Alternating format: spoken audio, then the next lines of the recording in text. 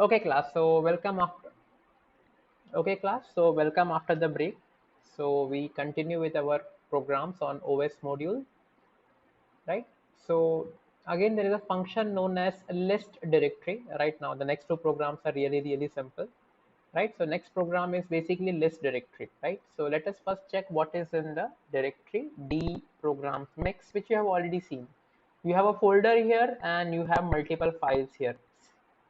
C, CPP, Java, and Python. Fine.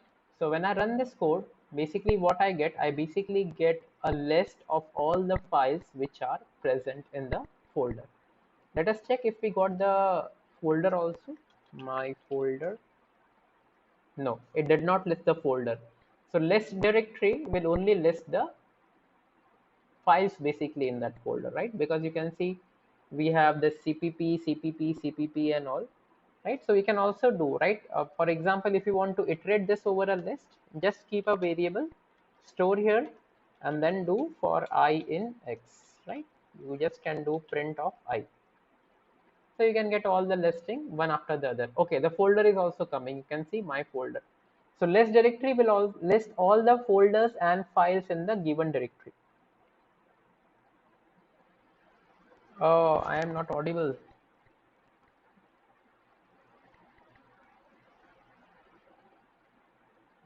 Just a minute.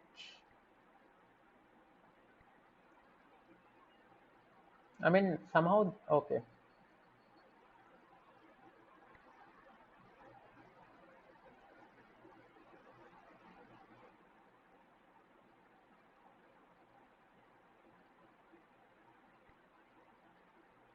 Hello, now I'm audible or no? I think now it's audible. Audible, right? So basically, list directory will give you all the folders and the files which are in the given directory, right? It will not do recursion. Recursion as in, for example, in my folder.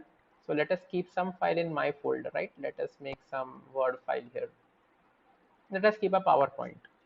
My ppt dot this. Fine. So you will see that list directory will not give me the list of this file. So whatever path you are specifying, right, you are giving D program mix. So D program mix only this folder, right? So it will show you only these contents. So let us run again. So when you run again this, so you can see first everything is in a list because I just printed the list directory as it is. And then every list item I'm accessing using a for loop. So this is CPP file, C program, Java code, my folder. You can see there is no my PPT, right? Because it does not go recursively. So yesterday we saw in order to go recursively, we basically need to do a walk function, os.walk function, right? Similarly, there is a very simple function which is known as a rename function. Now what does rename function basically do is, like, for example, in this directory, this is a source file and the new file. So basically, if I show you the syntax of os.rename, it will be old file name and the new file name. It will be like this. Fine.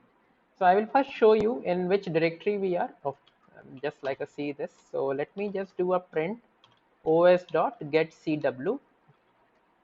Right. So let us first get the function and then I will show you in which directory we are.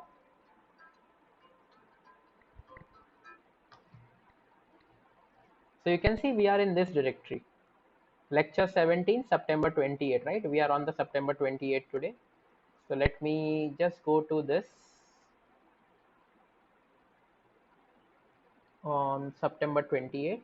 So now you can see, okay, there is a file here. Let me just rename it to Firefox. Right? So Firefox is there. So in this Firefox, you will actually see now I will rename this to Chrome. Right? So you can just see os.rename firefox.txt to chrome.txt. Let me just run the code. Right? The code is ran. So you can see this Firefox basically changed to chrome.txt. Right? So very simple function, that basically ends the OS module. Fine. So next we will basically begin with regular expression. Fine. So class, I think let us take a very small break before starting the new topic, regular expression. So it's 12:32. We will meet at 12:36. I just need to check my recording settings also. Okay.